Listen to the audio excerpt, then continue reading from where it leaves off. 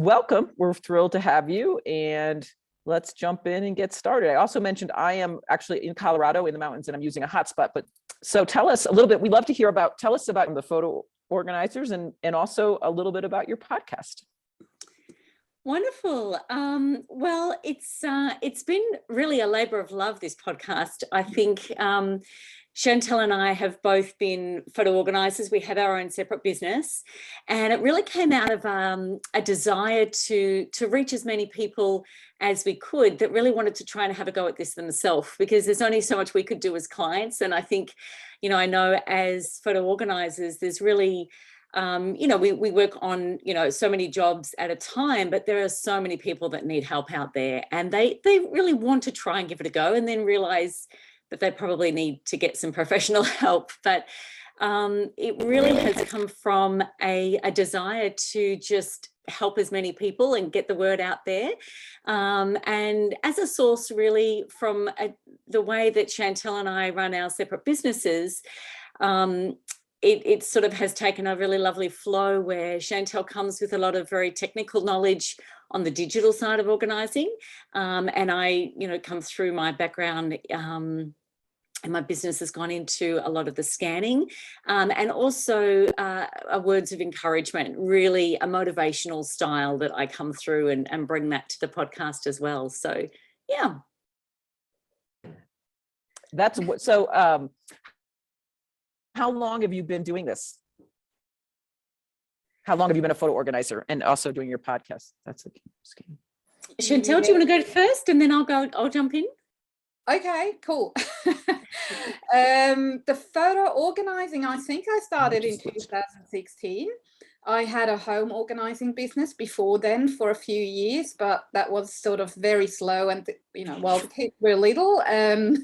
So I started that to be really flexible. My background is originally business admin, which is something that has come in as something helpful, having a business, knowing all the business admin stuff. So I started photo organizing. I sort of fell into it in about 2016 because I had signed up with then Apo, and I was in the directory, and another local photo organizer in Melbourne approached me because she wanted to collaborate on workshops. I'm like, I've only signed up with APO because I want to manage my own photos better. I had no intention of doing it professionally. Yeah. You hear that quite a bit. Yeah. Yeah, I just felt like, oh, this is too much. There's so much to know about it. I'll never be able to know all that and learn all that.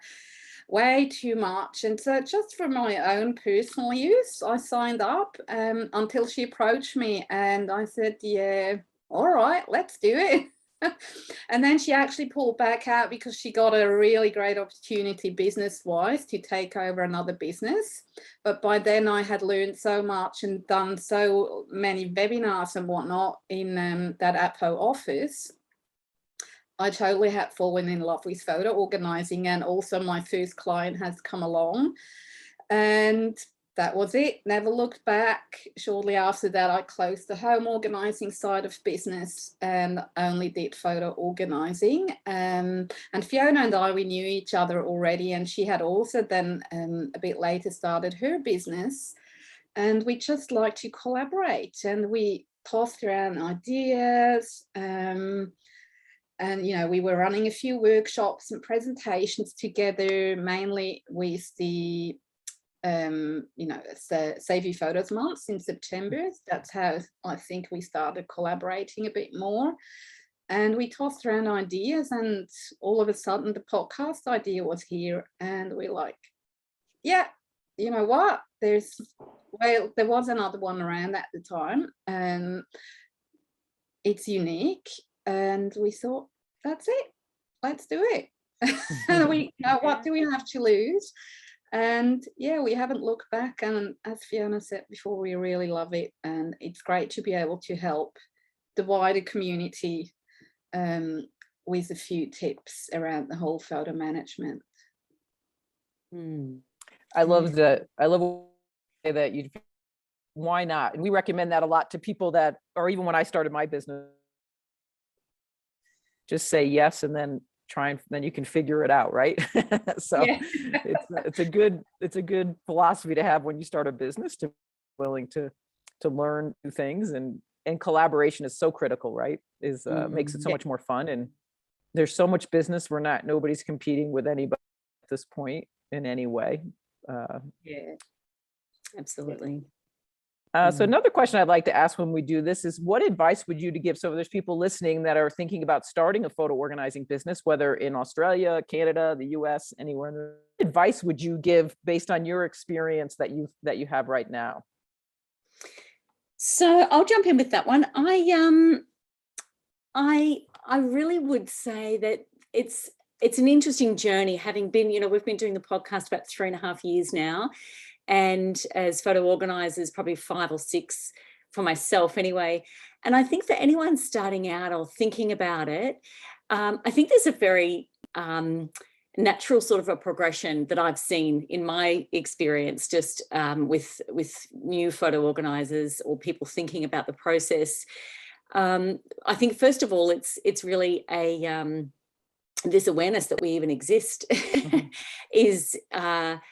is this, oh, this is a thing, and then there's sort of the next sort of stage of, oh wow, there's I can learn about this, and it's sort of a natural progression of whatever it is that they've come into, and that can bring, I think, a sense of overwhelm, because when that learning starts, there's a real knowledge of just how much is involved in this niche area and industry as a business.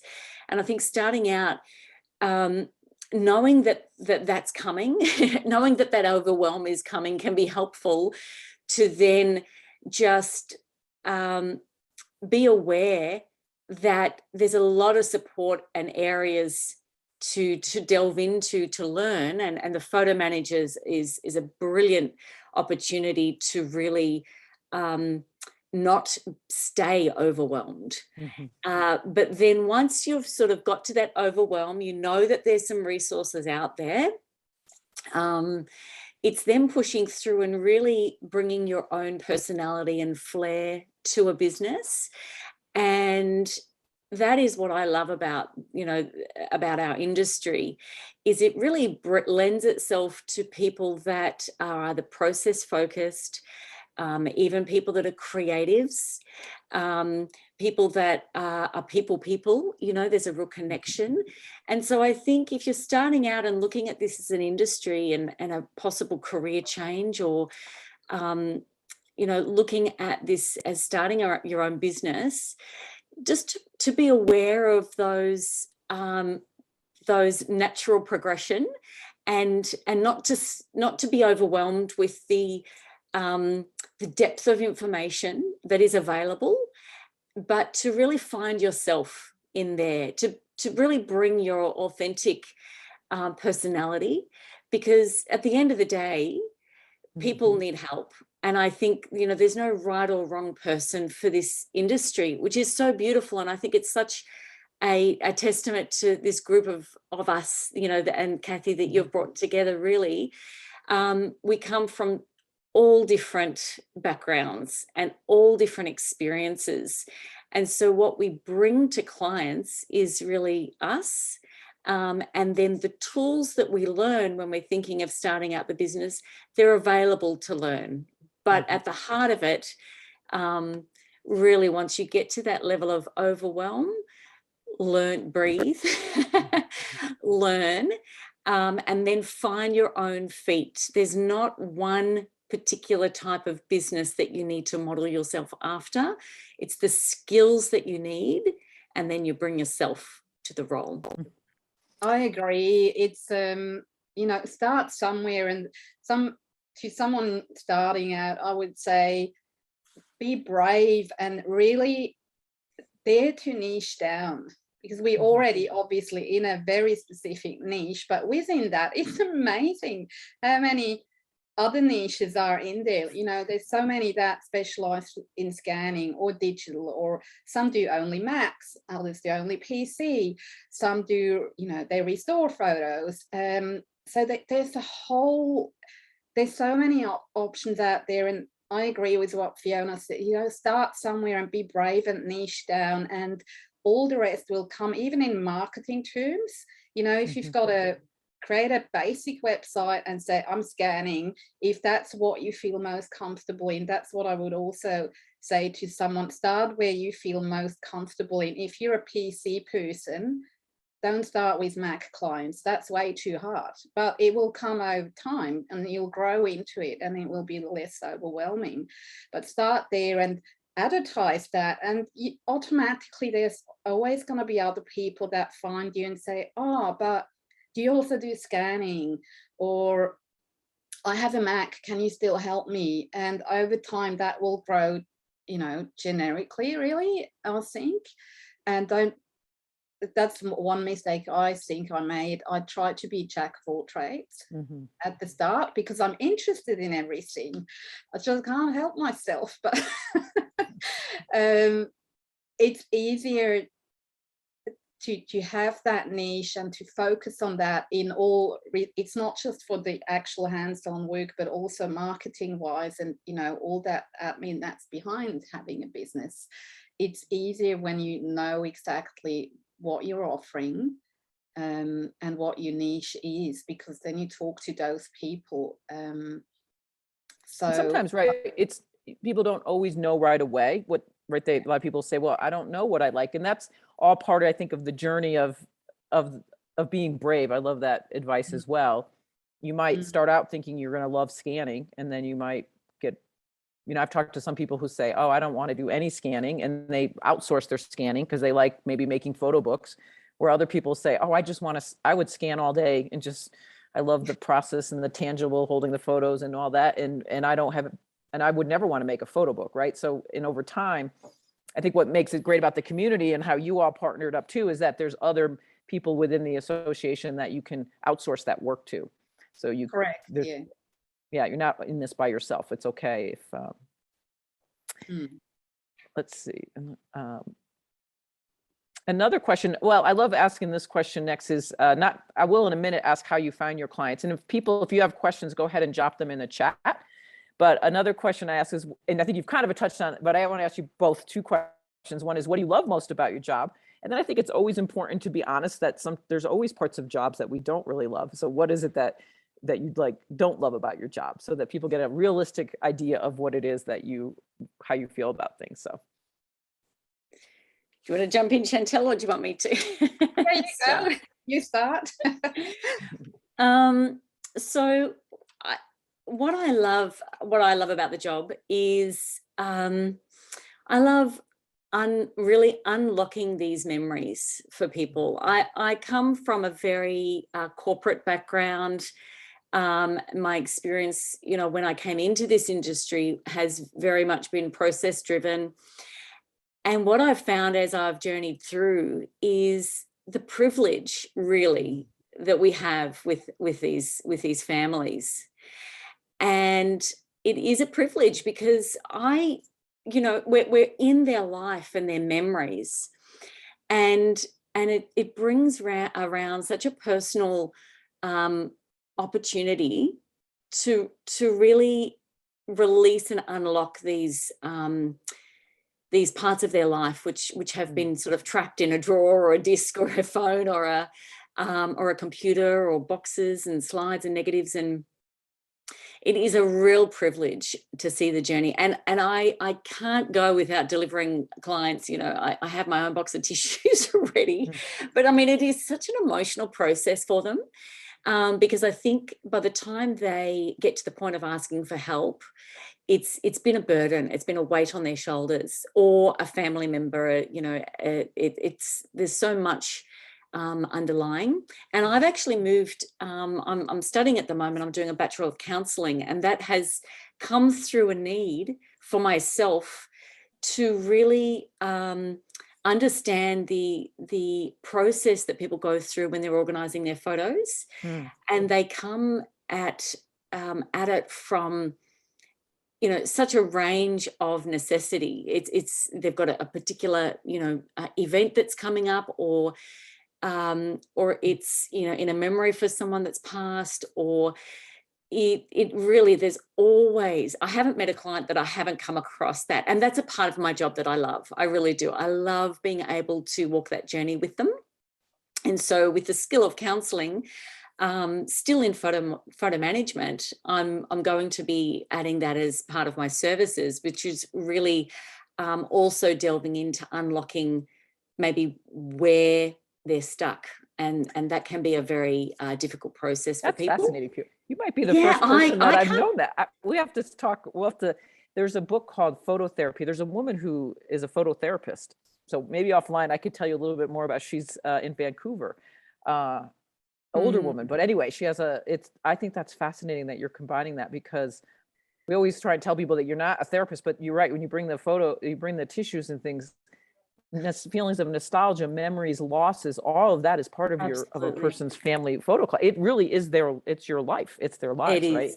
And so that's just it's often a block that they are not moving forward. Or sometimes we might find clients that, you know, they don't come pick up their photos, and it amazes me. Right. You know, you've done a job, and you know, there's hesitations along the way for a range of different reasons. And so I'm absolutely loving learning that and linking that. So yes, Cathi, we'll definitely talk offline about that more. But to answer the other part of your question, as far as what I don't love, I think sometimes it is, you know, our role is very much, you know, the fundamental productivity of getting a job done is just that. It is a process. And we would love to just click our fingers and it's done, but it just doesn't work like that.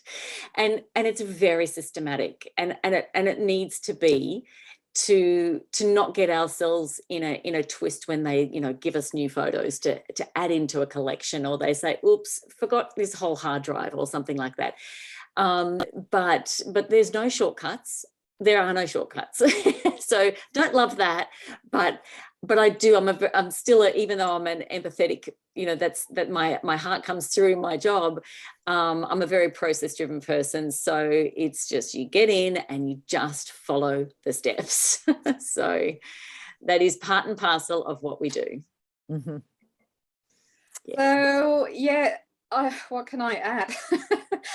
I agree, obviously, with Fiona. It's just about the clients, and it is a privilege, and I always love when we deliver, when we bring it back to them and we show them what has been achieved and how they can move forward, and just seeing the joy they get from that. And all of it, you know, you can demonstrate little things like, okay, you know, you entered that keyword and bing, there they pop up, and they're like, oh, this is awesome. That's those little moments I sort of live for. That's what I want to see and give them. And everything that Fiona already mentioned about bringing back their memories, because I also, you know, same thing, and I think we probably pretty much all the same, that it's not just photos, it's the memories. And for me, photos are a means to help connect, to stay connected, or to even make new connections with people. That's my big thing. I see the connection, and it's not about living in the past. For me, it's like it connects us to our roots. Where did we come from, even if we didn't know those people? And to give that to the clients, this is what I love doing. And also, like, from a more technical perspective, I just love I'm learning something new pretty much every day. Because there's, you know, obviously, especially in digital photo organizing, things change so fast. It's hard to keep up, I have to say, at times. But I do love that. I have that, always had a love for learning. And this really feeds into that, because I can learn something new every day. And what I don't like so much is also something that Fiona touched on. I hate it when, you know, you go through the assessments, you gather all the photos with the clients, you explain everything, and you're almost done decluttering or deduplicating and organizing, and then they call you, oh, I found another phone. or a hard drive or something, and you're like, no.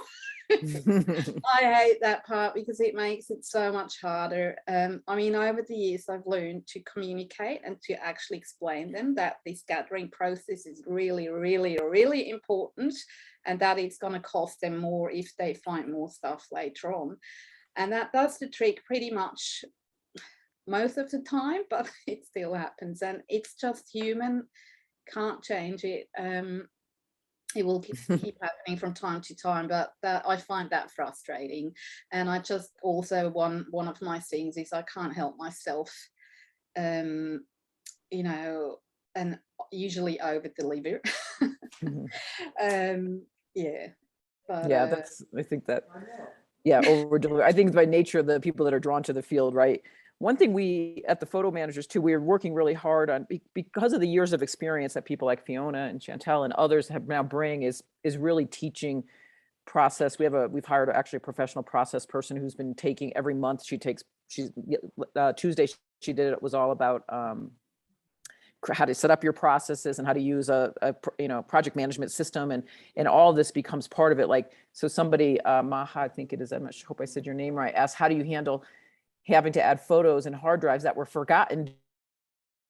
I'll let you all answer, but I think Chantel, you already kind of said, yeah, you have to requote, and that should be ideally built into your contract ahead of time, that you because you ideally letting people know that if that happens, this is what the cost will be, right? Because it most likely will happen. Is that how you handle it? Absolutely. yes, Yeah, it does. Yeah, it's all about communication, really. And you know, more often than not, I have to say, clients are very understanding, and sometimes I try to not get into too much technical details with them because it's very overwhelming.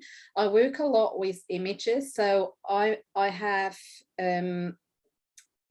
drawings basically in PowerPoint, or where I show them, okay, this is your phone, the photo is sent to the cloud, it comes down here. So I personalize that, and I give them that so that they've got basically one sheet. This is my setup, that's how the backup goes. So I explain it as simply as I can, which is hard because it is a complex topic, but I'm always aiming to take the overwhelm away. And it's all about communication from you know, zero to till you're done, and just talk to people. It's something I tell my kids all the time, talk to people. You know, most people understand when you explain. I think that froze. You know, if you bring that box, and it's the same with physical. Look behind me. This is like, yeah, I was gonna say, is that a project behind you? Yeah, that you're working on? that I'm about to, you know, wrapping it up. And this was one of the frustrations. She gave me about 4,000 photos to scan and to manage, and then later on turns out she's got she's got almost 30 albums that she wants done too, and she hadn't mentioned that. It's like, so 30 there, you know, you go, you explain to them and say, okay, you know what, I found photos that you have already given me, or they belong to a batch that we've already done. So that is more time consuming to merge it all and to clean that all up. So it will cost more. And they're like, yeah, okay, that's fine in most cases, but it's just, you know, talk to people. Yeah, communication and using, I think people use, like, whether, do you do that through text? Some members will text message, some people, you know, talk with the client ahead of time. How do you want to be contacted? And then use that, you know, whether it's text messaging or email, right, or a phone call, where you're giving them updates on where you are in the project. And another thing I always notice too, and I tell us if this is true, a lot of people, unless it's for a special, you know, a birthday celebration, an anniversary celebration, a gift, a lot of people aren't, the time part of it is not always, not a significant time crunch sometime, right? They've been sitting, languishing in boxes and drawers for 20 years and they finally give it to you. Usually there's some window of time, right? Do you find that to be the case? Yeah, I do. I definitely do with the scanning and things like that too. I think it's, again, with the communication, it's really around setting those expectations and being aware of what, you know, I've got on my plate, and what's a realistic time frame, and just knowing that I've got other work coming in. You know, I like to be very specific about the blocks of time that I allocate for a client. And then if they do give me more things after that, I'll just be realistic in, when that can be done, knowing that the timeframes, but it is always about communication. And I try to, as soon as I've got the materials, if I'm doing scanning, they've gone through a process to get to that decision point. Mm-hmm. So I think that it's important to respect their point of that decision as well, and really just get it done as quickly as I can. Even though I totally agree with you, Cathi, it is, for them, that they may not have timeframes that have an urgency to them, but I think it's always, that the making a decision has come from a place, and so it's really great to be able to be realistic with those expectations on time frame. When we do get new things come in, yes, with what Maha was saying, I do requote. It's either an hourly base if I'm doing organising, or a per unit piece if I'm doing scanning.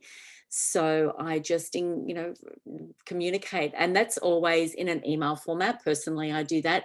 And then my day-to-day communication, I like to be a bit more informal, and I do texts as a quick update, or, found this photo and things like that. And then always structured formal processing through emails as well. Just confirming what we've spoken about in a formal process in an email. Yeah, that's important. Yeah. Okay, and people, again, anybody have any other questions, go ahead. And two last questions I want to ask before we wrap ourselves up. What skills, I think one thing that people don't realize is that you probably brought a lot of skills with you from your past work experience, managing family and kids if you have a household and things. And I think it's helpful for people to realize that maybe they have skills they don't know they already have, and that you might be drawing on and things. Did you find, each of you, were you surprised, or different skills from your past work experiences that you were able to kind of meld into into what you're doing today?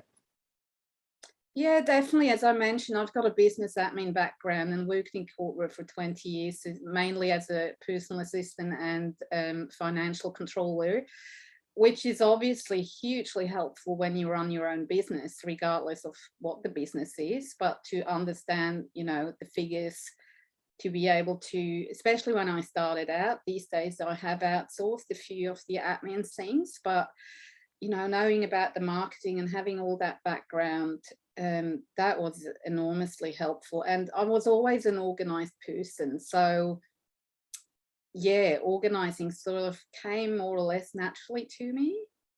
Yeah. Okay, good. We have some questions. Go ahead, Fiona, how about you?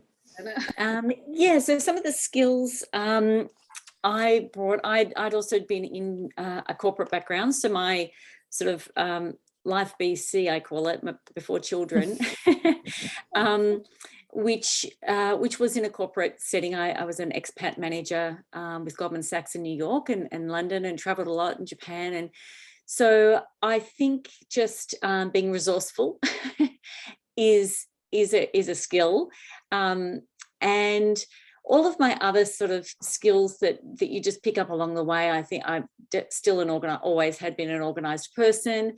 I love the creative side. So the photography, Photoshop, being able to produce, a creative, outlet, it was definitely a skill that I could also bring in, to not, realizing as an industry, what we need as skills for this, but that one's really come in handy. Process driven, and then the ability to be empathetic, to relate to people, because at the end of the day, even though we're tangibly doing a process, that relatability, I think, is really important too. Yeah. So Faith wanted to know, is your business steady throughout the year, or is there a certain time of year where you're busier than others? For me, I'm more steady. Just steady throughout the year. I find pretty consistent. What about you, Chantal? Yeah, these days, yes. So I'm completely booked out. I've got a wait list.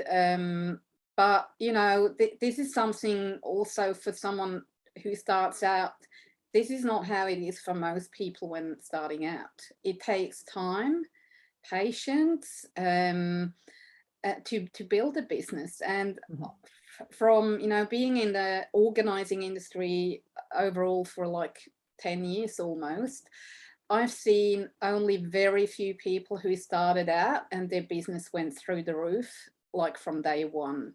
That doesn't usually happen. It takes work, investment, you know, it not so much financially, but in time, and you know, go out, do public speaking, build networks, find who can I collaborate with. It's all time consuming, and the industry tends to attract women who oftentimes have a young family, so they plan to work part-time, or maybe they've got a paid job and want to build the business on the side. So that's not going to happen overnight. Just being aware of that, I think, is also important. Yeah, because it takes time. And then Erin asked, do you try to coach clients in how to DIY manage their own photos in the future once the projects are considered complete? We're always adding so many more every year. Photos, I think Erin means, right? Yeah, I'm assuming that's what you mean. Yeah, Erin, I think definitely the DIY. That's where I think the podcast is really helpful for how we, you know, we manage that from a DIY perspective. But clients on our own, you know, there's lots of different ways to help them manage ongoing. And I think there's not really a one size fits all. I think we have maintenance. Chantal has maintenance plans as well. That, you know, because we're never really done, are we? We're always going to be continuing to take photos. So it depends on the sort of the structure of how you offer the services as to an ongoing maintenance plan. I think the coaching, I'm really big into the coaching. That's part of you know, my love of the business is really helping people learn the skills to do it themselves. And often I'll find once they're out of the mess and it is in an organized state, I'll do a certain amount of hours of coaching and then just continue to offer that as they need that, if they're then managing the ongoing merging of new photos into their hub and back up themselves. As Fiona said, I do have maintenance in my services, and usually it's not clients who come in as maintenance clients. It's usually bigger clients where, you know, when we finalize, I teach them how to move on, and I also say to them, look, if you like me to come in to do the maintenance on a monthly, quarterly basis, even just once a year, whatever.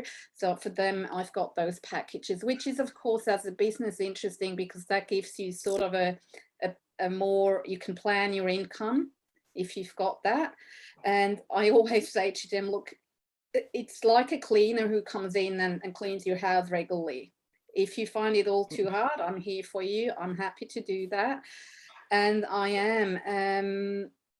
And something you just mentioned, Fiona, but now it escaped me, with the maintenance. It's also, about following up, even if they don't want you for maintenance and it's sort of finalized, you know, sending an email even 6 months later or even a year down the track. And that comes down to have good processes in your business, to have those reminders, follow up with so-and-so and ask how it's been going. And you wouldn't believe how often it happens where they say, oh, you know what, I haven't done a thing since last time. Can you come in again? And there you go. You've landed yourself another job. And this is much easier in terms of marketing to actually sell to the people who are already on your list and are already your clients, because oftentimes it grows from there. And I've got clients, and that's also something I love about our work. Some clients, you work with them for years. Yeah. You know them so well. It's just so, yeah, it's very rewarding. Good question. One is, thanks, Fiona, for dropping those quick. Somebody asked if they can connect with you on LinkedIn and Facebook to connect. So Fiona, good. Thank you for, I hope I put the right podcast link. I think I was logged into my Spotify, but hopefully that your podcast as well, your Facebook. Erin, yes. So but you also offer maintenance. So Aaron asked a question. Thank you. Forgive me for sounding crass. I don't think that's a crass question at all. I think that's actually the real question. Anybody who's thinking about starting a business is, can you actually make money at this? And I will let both Fiona and Chantel answer as well. But as the founder of the Photo Managers, who manages, we have 700 members all over the world, the answer is in 12 years. So we're not, I always joke we're a 12-year overnight success. Absolutely. We have members with significant businesses, with employees and all sorts of things. It's taken time, but it does. Some people work at part-time, other people work full-time.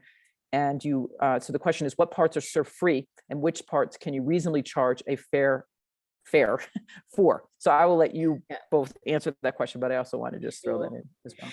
So I'll jump in. The first thing I would say is, this is a business at the end of the day. And so, while I love what I do, I am doing it for an income. And so it's very serious. It's a business like any other business that you would have.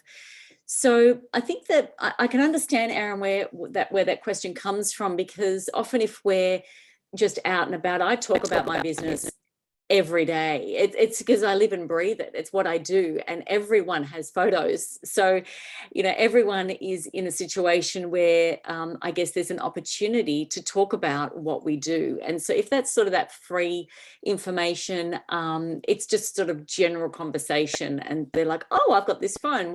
How do I do that?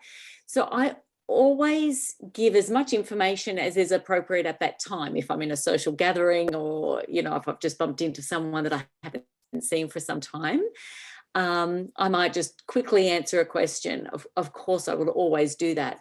But as soon as there's a need that they want my expertise and help for, I have no problem in setting up an initial half-hour conversation to really give them an overview of what's available for them.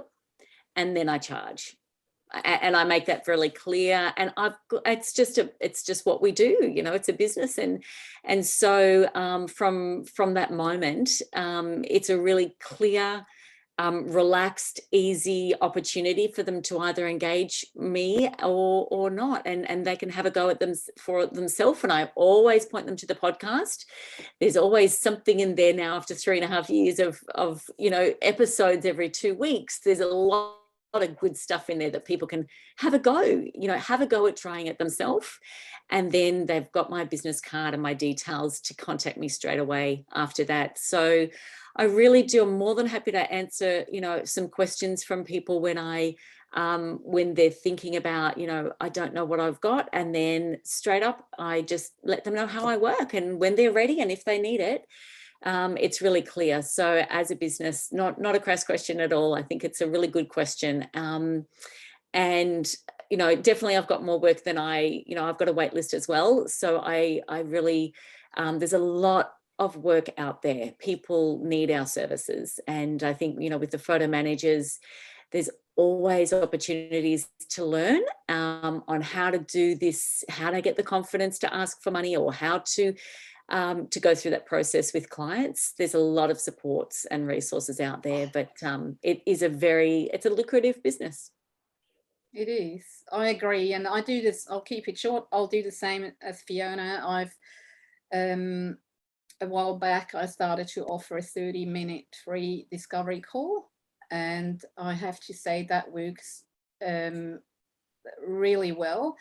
And that's what they get for free, plus the podcast, plus I have a blog that I've sort of reactivated, and I post once a month, and that brings in a lot of traffic to the website, plus the podcast. So that really is it. And yes, it is possible to make a good income from photo organizing.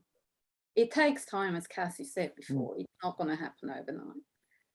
No, I was trying to tell, it's not a get rich overnight business, but it's a legitimate business which, like you're saying, when you start working with clients long term, and we just had our 10th annual educational conference back in person in Denver last week. And, we have people that have been there for 10 years, that have been coming for 10 years, and then people that are just starting out. And the message is, without question, that some of those people are still working with the same clients after 7 or 8 years, that because people keep taking photos and things. And so, there's no question. So thanks, Aaron. That was a great question to ask. So last of all, we type, we've mentioned the photo managers quite a bit. I think I put a link in there. So we are, we're more like a trade association in some ways. We used to call ourselves the Association of Personal Photo Organizers. We rebranded to the photo managers because it's really more than just organizing. I think we wanted people to understand that photo management is because we knew the work was getting more complex. But we support small business owners with lots of training and our conference, an amazing Facebook group. You have a group that in Australia, right? I think you do a monthly Zoom meeting together. So why don't you talk just a little bit about how we've helped support you over the years? And again, any other questions we'll answer, and then we can, you all can get on with your day and we'll start our evening. So one of the things, I did jot down a few things from, what I've got through the photo managers, because there's really nothing else like it in our industry. There is no other resource that we can call on in our industry. And so, I'm very grateful that the photo managers exist to be able to do that. So really, I've gained a lot of friendships out of the industry. They're a resource of support, which is so unique. I think, there's never a question of we're competitors. We are collaborators together to help support our own individual businesses, and that is exactly what we do, which is just such a rich resource for that. I kind of call this my tribe. It's my like-minded people in the ability to talk techie talk. On a Facebook group, ask a question and get really quick answers, which is so valuable when you're moving through a job and you get stuck on something, to ask those questions. Even I do camera scanning, and there's a lot of courses and opportunities out there through through the people that support in our groups, in the Facebook groups. It's just like, can't get this setting right, what would you do? And that feedback is invaluable, really, really good. And it's just really a worldwide access to people, I think, to really learn and grow individually. And the teaching, and I think it's the ongoing learning. That's what I love about what you're doing, Cathi, because there's always, it's not just like, here it is, there's always something new coming through. There's always new, and I think what Kate brings to the team in that structure of just knowing what's coming up, knowing where we can get resources and continue learning. So it's always fresh, and that is it's nice when you're in this business to not feel you're isolated. Yeah, I agree. It's just, what do I say? Ditto.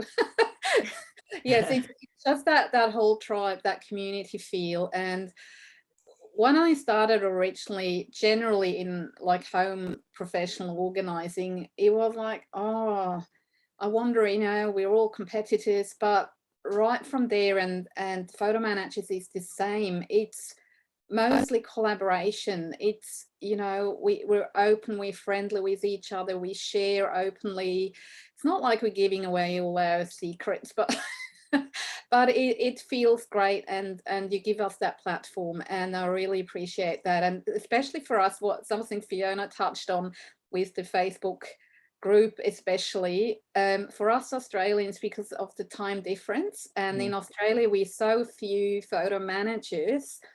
So, we're a very small group. So to reach out and post something in the Facebook group when we go to bed, and next morning, because the answers come mostly from the States, it's all there for us.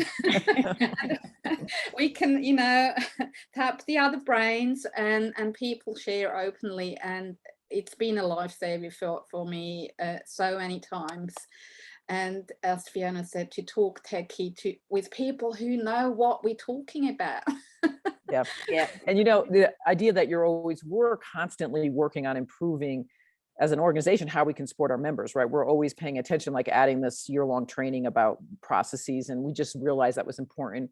We've added in November, we do a profitability live, we call it workshop, where we talk about how much do you charge, profitability numbers, all the things how do you charge the right amount? And I think every day I'm thinking about how can we continue to support our members? We know we have like for our virtual conference, which is next week. I know we're trying to change some of the times for the networking because we know our Australian members want to network with people, and we want to make sure. I think we added a morning. I think it's Saturday morning because then we know it's a better for your time. So we're definitely constantly trying to bridge those time zone gaps and things. So yeah, that's great. And I noticed with the member huddles in the States, usually we can't, it's in middle of the night for us, but we really appreciate that you've changed some of the time so that we can participate as well and get to know the American colleagues. And it's been so great. It's really extremely helpful, I find. And as you said, that constant learning, every time I learn new stuff. And yeah, you have to be I realize that you have to be a lifelong learner. I think we do like a little quiz, like how do you know if this is the right career for you? And when we came up with that, I think one of the questions I put in right away, do you like to learn new things? Because that's really critical. If you're willing to, absolutely. and you're willing to know that it takes time to learn, right? And sometimes it's hard to want to learn these things like camera scanning, right? I mean, I'm sure that you have to take a deep breath and decide, okay, I can see your setup back there. I can learn this, and you can't. And that's why people want to hire us, because they don't want to take the time to learn this. I mean, especially it was a lot easier. I always joke it was much easier when we took a roll of 24 photos down to our local pharmacy and dropped them off and, pick them up an hour later and put them in a photo album. But that is not how we interact with our photos and videos and all the precious memories today. So okay, before we end, so Erin, you asked quite a bit of questions there. So recommended for training. I don't know if you're a member of the Photo Managers or not. We'd love to welcome you. You're welcome to send an email to support@thephotomanagers.com, and I'd be happy to set up a call and maybe talk to you a little bit more about that, or you can reach out to Fiona and Chantel about learning and having the best scans and all those things. As part of the Photo Managers, we have a tremendous amount of training on all those topics, including a new course that we just put in place that probably Fiona, you don't know about it, or you could go through it, but it's a 12-week course about how to set up a business from A to Z. I mean, it's wonderful. And it's based on all the years of what we know people needed and things, and that's included in membership and things. So hopefully that'll answer your questions. And we do have a certification program where you get certified and then you're listed on the website. So there's quite a bit of resources there. I see 4 new messages. So great. People are saying thank you.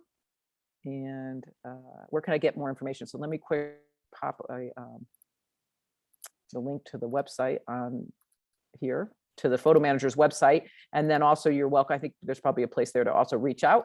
Next week is just a little plug-in for that. Next week is our virtual conference, which is, so it's a repeat of all our speakers agreed to speak virtually as well, to repeat the conference. So it's a brand new conference in a way. But we just did it in Denver because we learned with COVID that we could do virtual conferences. We didn't know 2 years ago.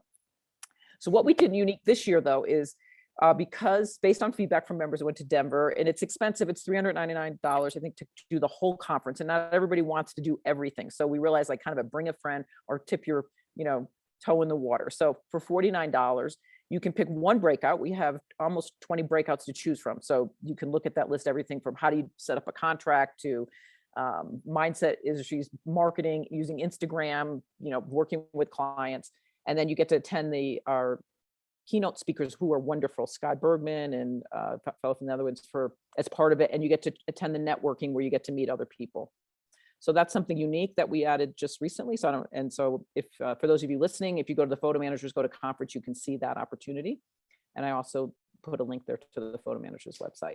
Of course, tune into Fiona Chantel's podcast is really wonderful, and follow them on social media and things, and follow the Photo Managers as well. So this has been wonderful. Thank you. Hopefully that's answered everybody's questions, and we really look forward to spreading the word and helping people. And Fiona, I'm so intrigued by what you're doing with that degrree. So we'll definitely. Thank you. Me too. We'll talk again. I know. Yeah. I can't wait to see where it takes me. If I could go back in time, I would. I think that's a really fascinating. I think it's a really needed niche, and I never thought of. It's just interesting. So that's what we mean. We keep learning. Like here I am. I learned something new from Fiona, and what's wonderful as Fiona goes through that process, right? You're going to learn that, and then you'll probably be happy to tell others all over the world that might want to do a similar process. And how do you combine them, and how do you talk about that? So that's just a perfect example. So. Yeah. And Corrine says, thank you so much. And they love your podcast. Corrine Field said, love your podcast. So. Thank you. All right, everybody. Have a good evening. Bye-bye. Thanks. Thank you. Bye, everyone. Bye.